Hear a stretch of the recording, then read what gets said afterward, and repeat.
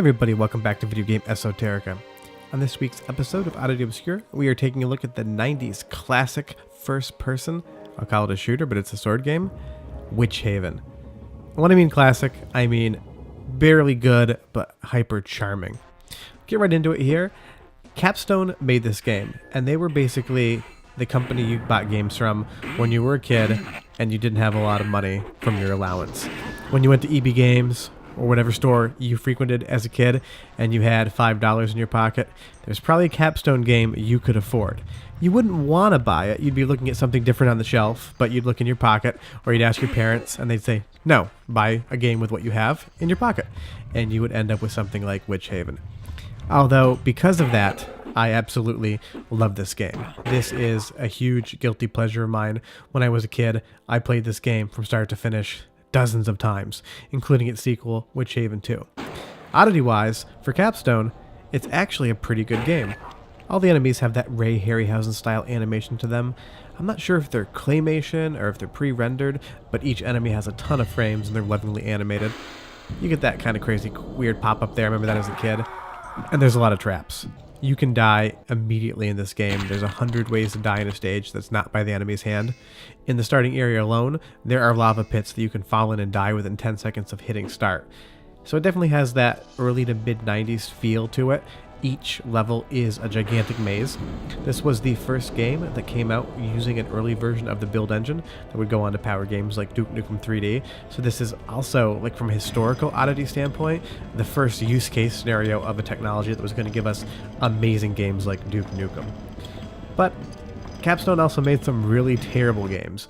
Corridor 7, I own that, alien shooting game. It's good if you had $2 in your pocket and that's all you could afford, but it's probably a terrible game. Operation Body Count is unplayable even if somebody gave it to you for free. William Shatner's Tech War is hilarious because it has 90s William Shatner playing William Shatner. He's kind of his own character in that, and that game's also incredible just to check out from a completely campy, hokey standpoint. And then they also made the seminal classic, Fern Gully Computerized Coloring Book. Yeah, it's just a game where you color with your mouse. So Capstone definitely had a lot of irons in the fire, and somehow Witchaven came out of that. And that is the biggest oddity of this entire game. It's just how they finally were able to release a good game. And then they released a sequel, and then they went out of business very shortly after that. But Witchaven has all the hallmarks of a game that had a lot of love and thought put into it. I'm going to do a quick save here just so I don't die. But this game, more than any of their other games, actually shows promise that this company could have developed things that were going to be great. Other than those pop-up guys there when I was a kid, they'd scare the hell out of me. As an adult, they just kind of seem annoying. But Witchaven was a company that finally figured out how to make a game. Here we are on the stage 2. What I'll do is I'll let you guys just watch a little bit. There's some excellent MIDI music in the background as well that you want to take in. But I'll be back just to kind of wrap up Witchaven, but enjoy this Capstone classic from the 90s and get transported back to the time when $5 would buy you a semi-decent game.